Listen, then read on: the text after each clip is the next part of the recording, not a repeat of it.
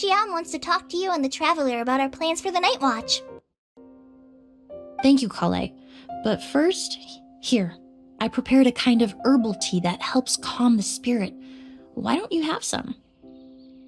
Oh, that's very kind of you, but I'm okay. Oh, it's not good to be so tense, especially when we've got a long night ahead of us.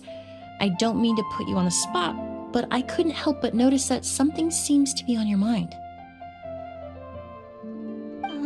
Was it that obvious?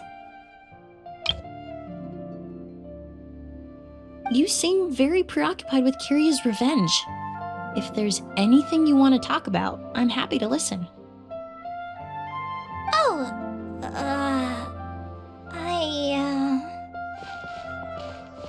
Hey, Emily, Kale. Oh, are we interrupting something? No, not at all. This will be easier to talk through with you here anyway. I've just been thinking. If Kiria has the capacity to commit murder while remaining completely undetected, why didn't he target Sylvain along with Lucien last night? There was just a single door separating them. If his intention was to target both brothers, then there was barely anything standing in his way. Don't you think? When I accompanied Sylvain to his room after Lucien died and saw how distraught he was, I suddenly realized. Maybe Kiria did that on purpose. Maybe he wanted Sylvain to experience the pain of losing a loved one before he completed his ultimate revenge. So did he attack Edgar as a warning then? To scare Sylvain and Lucien? Based on what we've heard about Kiria, that may very well be the case. Losing his sister all those years ago. What has been going through his head? What has he been forced to endure? Whenever I get to thinking like that, I just can't help but wonder. If I were in his place, would I be able to let go of that hatred? I'm sorry. I know I shouldn't think like that. Not after everything he's done. But I just can't help it. There's nothing wrong with the way you're feeling. Empathy is a part of human nature. In all my years of cleaning up crime scenes, I've witnessed countless families mourn their loved ones. Their cries of devastation and anger still echo through my mind, even now. Some of them even try to stop me, begging me not to erase the last remnants of their loved ones. But getting swept up in those emotions will corrupt your judgment. Surround yourself with fragrance for too long, and your sense of smell will become dull. Allow yourself to be consumed by your emotions, and you lose the ability to think rationally. So while you hold on to that sense of empathy, you also need to ask yourself, do Sylvain and Lucien really deserve to die? How much did they truly know about the Fatui and the delusion? Did they force Yelena to make those decisions?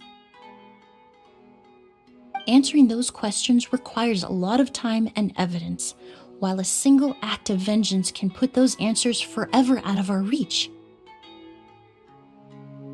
I've witnessed a lot of deaths in Fontaine.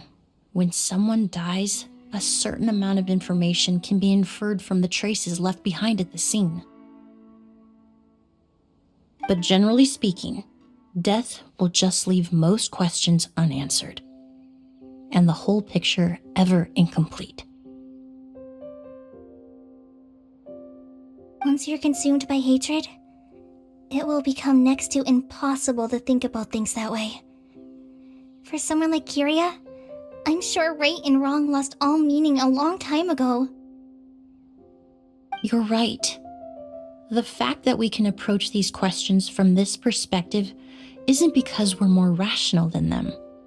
It's because we're fortunate enough not to have suffered that kind of loss. But that also makes us perfectly positioned to stand on the outside and try to pull them back from the brink before it's too late. I understand Kiria's decision, but I still want to stop him. Master, Sylvain, and Kiria. They all deserve to survive. The fortunate and the unfortunate.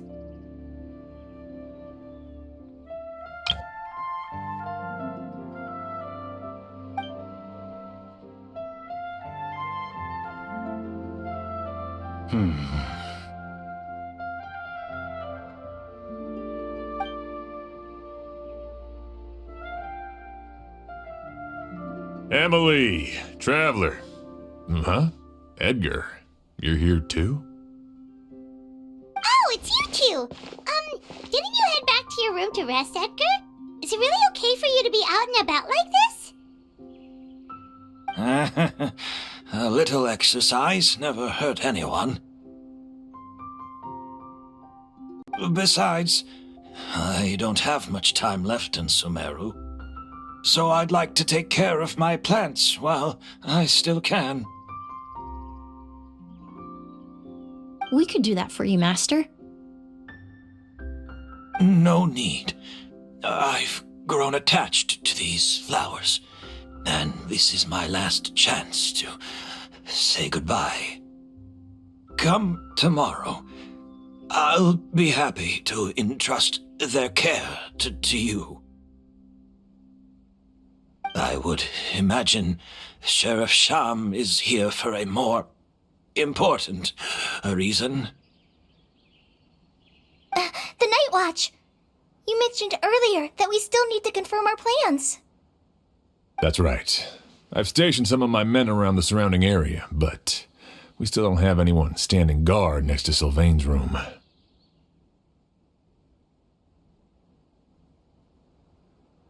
Exactly.